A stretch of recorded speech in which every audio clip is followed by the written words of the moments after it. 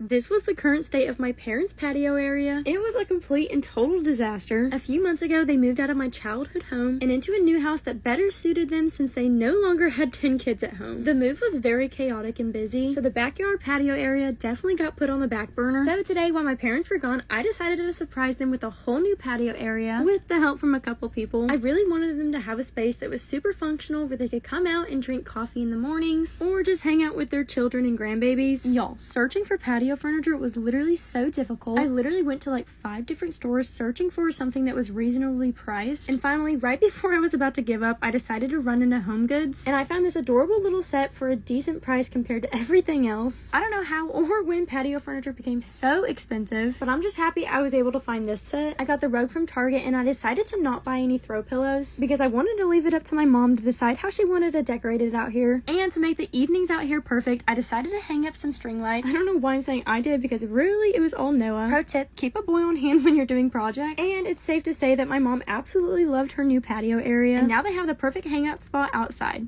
If you would have told me a year ago that I'd be living full-time in a camper right now, there is no way I would have believed you, and I probably would have laughed at that crazy idea. As some of you might know, I moved all the way from Texas to Virginia to live with my sister while her husband was on deployment. I lived with her for a whole year, and last December when I was ready to move back to Texas, I knew I did not want to move back in with my parents, and I also didn't want to pay a crazy amount in rent every month, so that's whenever the camper idea kind of got sparked. And about a week later, after that idea popped into my head, I bought my camper off of Facebook Marketplace and fully renovated it, and so far it has been one of the best decisions I've made for myself. I get multiple messages a day from people asking if they should get a camper for themselves, and while I love my life in my camper, I can't guarantee that you're gonna like it as well. But if you're wanting to live by yourself and save some money and cut back on rent or expenses, this is a great way to do it. I also feel like the RV park you're in is really important. I love all the amenities and community at this one that I'm in right now. I don't plan to live in my camper for more than a year or two. I'm more so just using it as a stepping stone to get where I want. So if you're in that same stage of life as me, I will 100% recommend that you get a camper. But today, after I picked up my grocery order because I literally had no food in my camper, I got back, washed all my clothes down at the laundromat. Then after putting everything away, I cleaned up my camper, took out my trash, and it was about that time to deal with my black tank. I flushed it out, then treated it, and that pretty much wraps up my day living in a camper.